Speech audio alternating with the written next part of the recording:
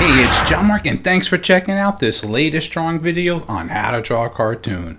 Well, today's episode is going to be a buddy team effort. It's going to be a pencil and his buddy the eraser. Alright, so if you do have your pencil and have some paper, I think we're ready to begin.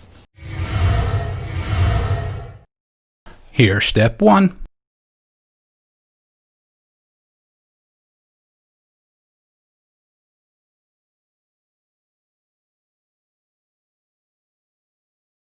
And here's step 2.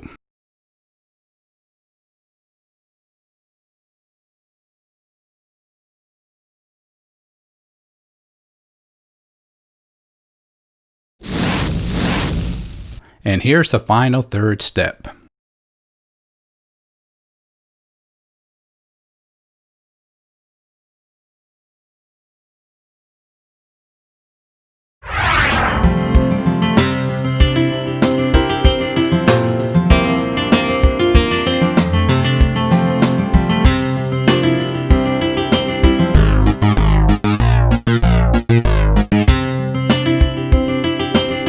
Now that was a fun lesson, and I hope you enjoyed it.